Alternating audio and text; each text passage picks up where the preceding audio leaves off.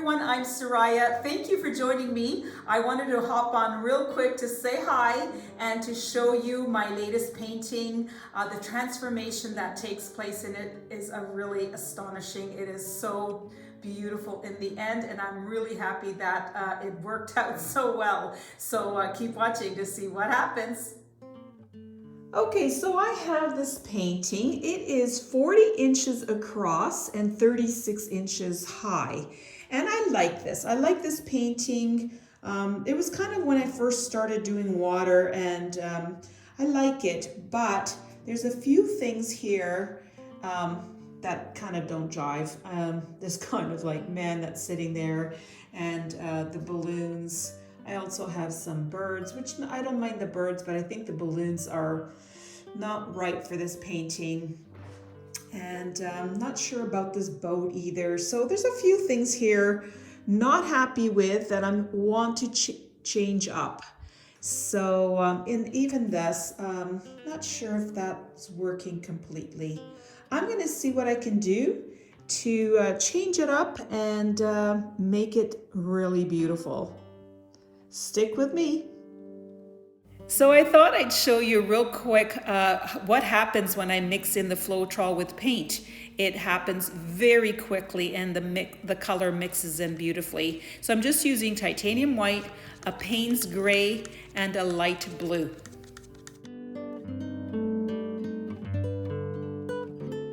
So I usually like to start off with the darkest color first. I find that when I'm blowing it out, that color blends well with the other colors that are on top, and that deepness makes for great depth.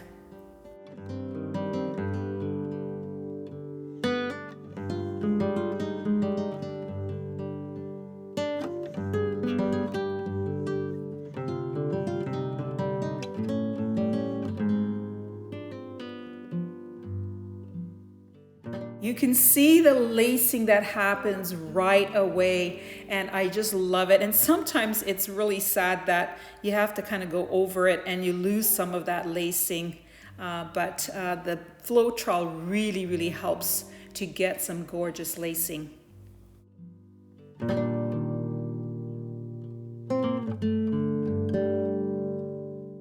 I like to blow it out in various directions. That way it gives the water a lot of movement.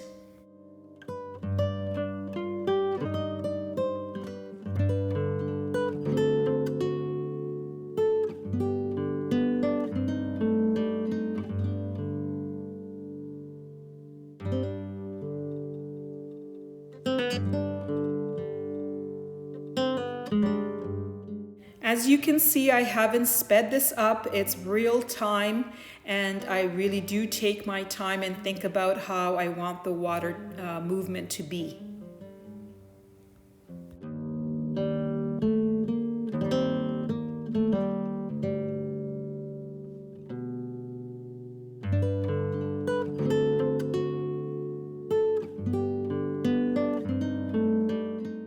I sing next. Close the window, calm the light, and it will be alright. No need to bother now. Let it out, let it all begin. All's forgotten now. We're all alone. We're all alone.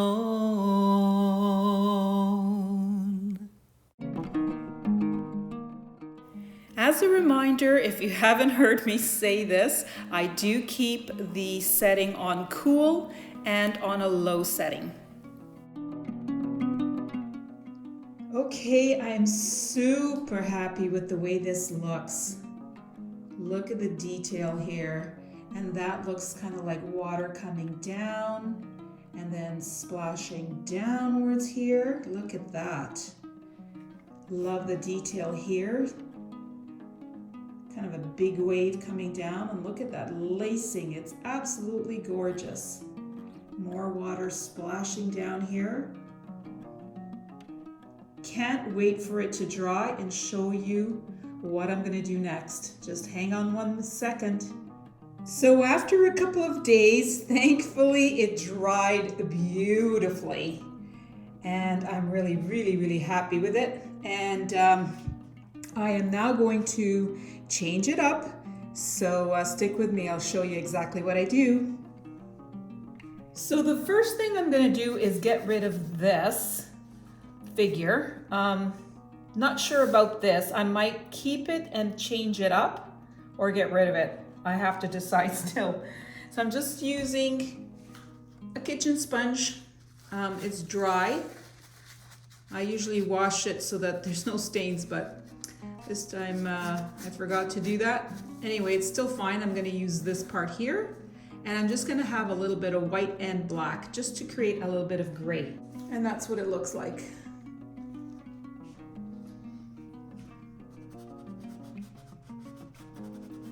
That's a bit too dark. So I'm gonna go back and just get only white.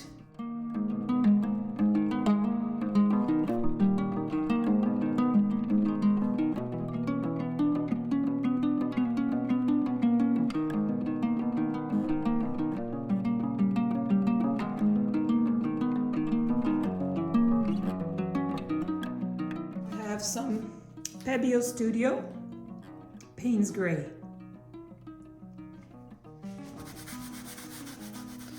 I decided I'm going to cover the whole thing and then try and work with something after. Time to get rid of these balloons. And I think also this.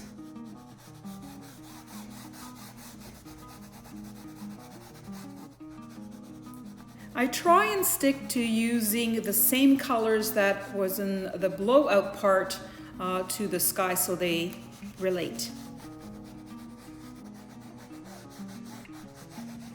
So I've been basically working with a dirty brush, adding paint, taking away paint.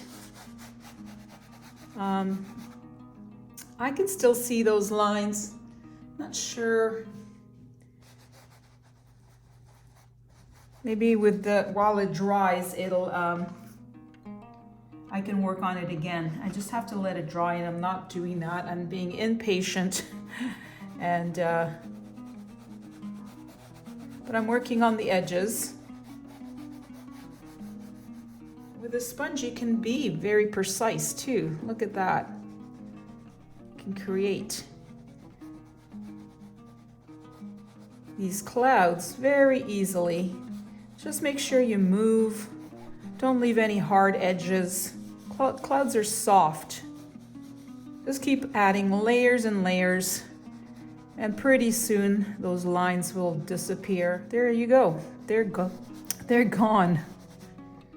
I like how that middle part is staying light and bright, and these two are dark. But I have to work on this some more. Not liking the way that's looking. The next few clips really show you the progression of layering.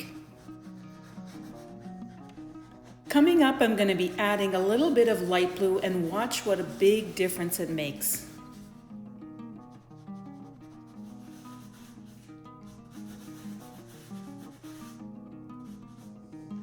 Adding some of this blue into here.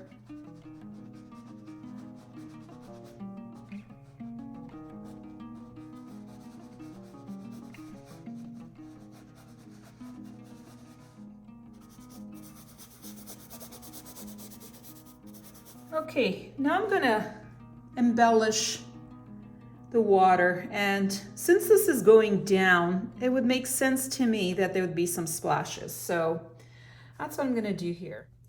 If you find what you're working on is not quite working out, make sure to have some paper towel and water close by so you can quickly wipe it off. I've done it lots of times before. Many people ask me what kind of brush I use. This is a filbert brush. It's rounded with a pointy end to it.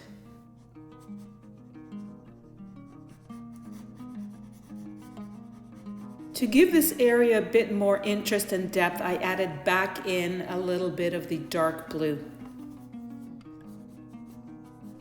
There are so many areas that have so much detail in them, so I just kept working on it until I was really happy with it, just to make it more cohesive.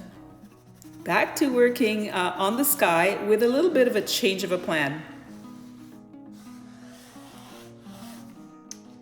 So I decided that I needed to have this horizon line because there was no depth to it without it.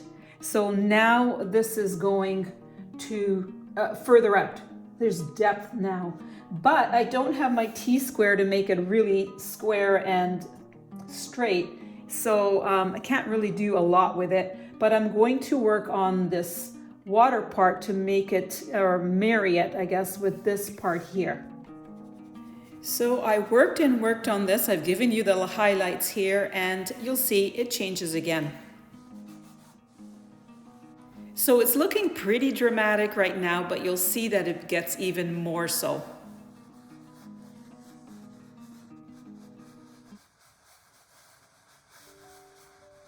I can honestly say that I've never spent as much time on a sky as I did with this painting. Let me know in the comments section if you think it was worth it.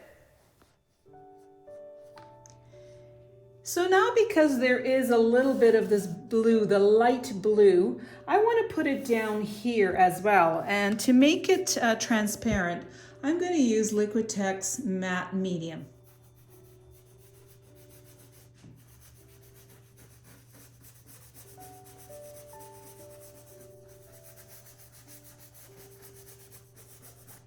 Okay, already that makes a big difference.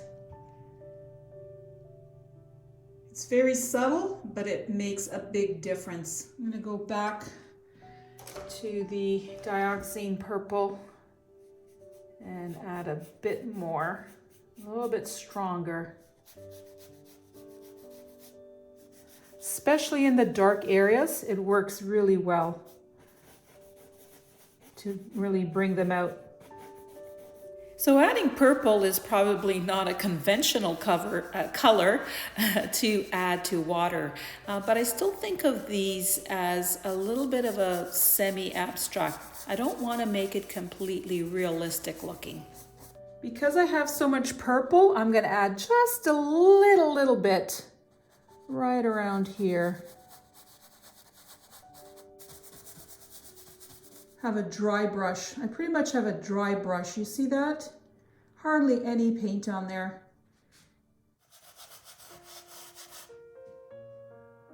I'm also going to add Amsterdam turquoise green. A little messy to see, but that's what it is, turquoise green. And again, I'm mixing that with the Liquitex Matte Medium.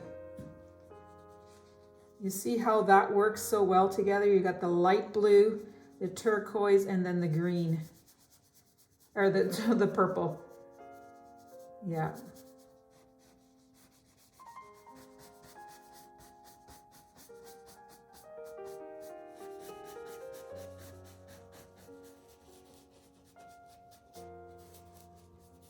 So I kept working and working on this section. Wasn't too happy until I did something. You'll see it in one sec.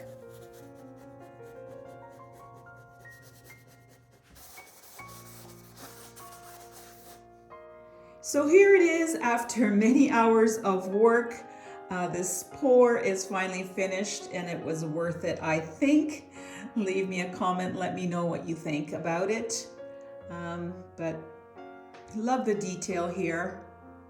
I've got up close images coming up so you can take your time and really take a look at the different details that are here. So look for that and click on the link you see now for more of my enhanced pours.